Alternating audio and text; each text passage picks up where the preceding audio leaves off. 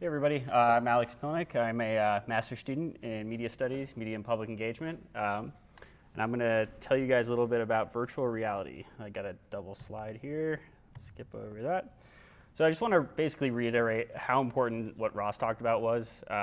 It's really easy to get lost in the technology, really easy to kind of just get excited about these new cool things that we're working on, but the story and the plot and the emotion is still what we're getting at. So basically, the basic theory about virtual reality and why I'm so interested in it is that it basically allows you to simulate human emotion way more deeply. So we want to simulate sensory contingencies.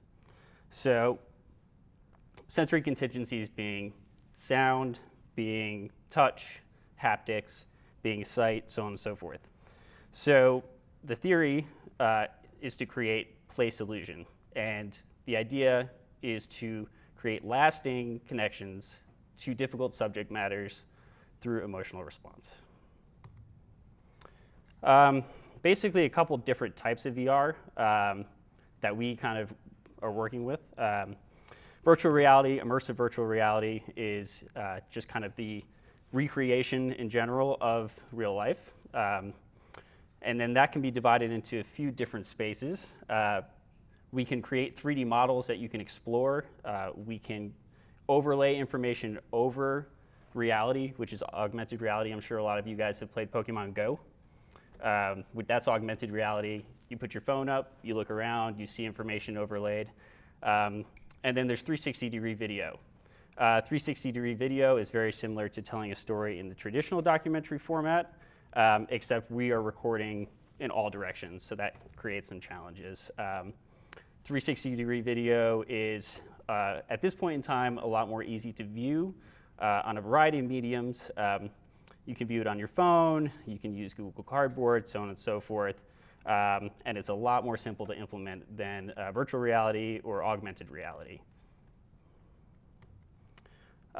These are kind of two very different forms of what's called a head-mounted display. The one on the left is a $12 Google Cardboard where you stick your cell phone into the back of it. It uses really simple lenses, and you basically just run an app on your phone. It uses the head tracking and accelerometers in your phone to kind of provide you with information. All the way to this device on the right, which is called the HTC Vive, which is something that we've been working with this summer in the lab. And that uses room-mounted sensors to track where you are in space, track where your hands are using the controllers, and it also provides a really high-quality visual experience through the actual heads-up display. Really, really cool technology. We actually have it in the back after if you guys want to stop by and take a look.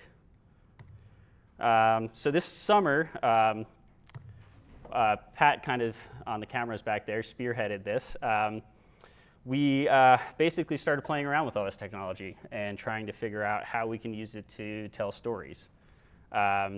First thing that we kind of did was this technique called photogrammetry, which is the process of, let me see if this actually works. Cool. Building 3D models from still images. So this is a fossil that I have in my room. We took still images, high-resolution still images, and used the software to basically build this 3D model. The software uses shadows to kind of calculate where the object is in space, and doesn't always work, but when it does, you get this pretty neat model that you can then implement in your 3D worlds.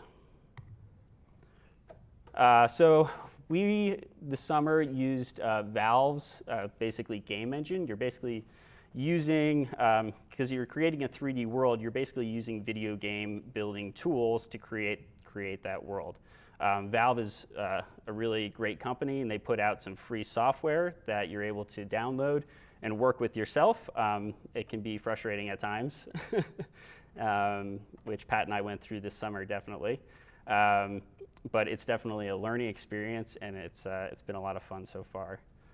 And then Source is their engine, and then Unity is a different program, a different game engine essentially that you can build virtual reality applications in.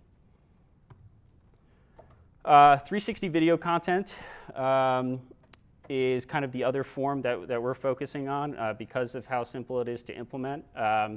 Obviously, it's still difficult, and there's a lot of considerations that you have to take into account. How do you do an interview in 360? You can't focus the camera onto a subject and totally take out all the sound equipment.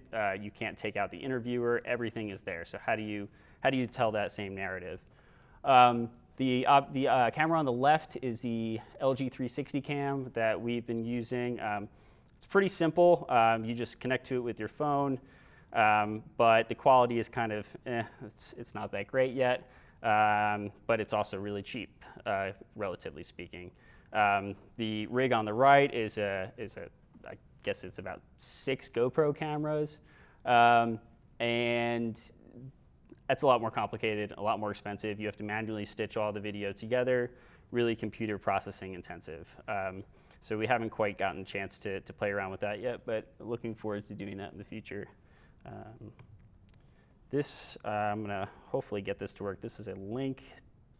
Well, if it's not working, we have it set up on the back, so you guys can stop by and take a look.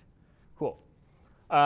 So set up in the back, definitely take a stop by and check it out.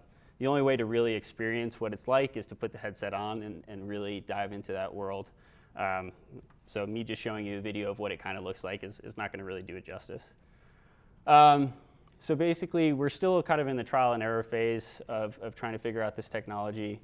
It's really new. There's not a lot of documentation on how to do it. I'm taking a class in Atlas right now with some people that are working on VR stuff, and it's really heavy programming.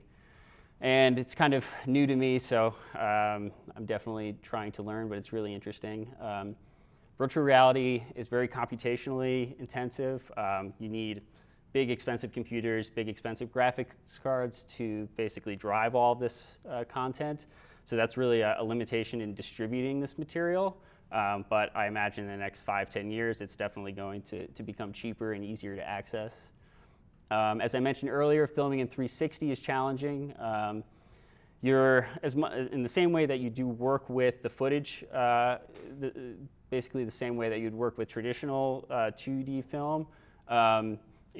Like I said, with the interview process, you can't use the same techniques of isolating specific parts of your scene in the same way that you would film a traditional documentary. And then consumer and inexpensive cameras are still quite low quality, so that's frustrating at times as well.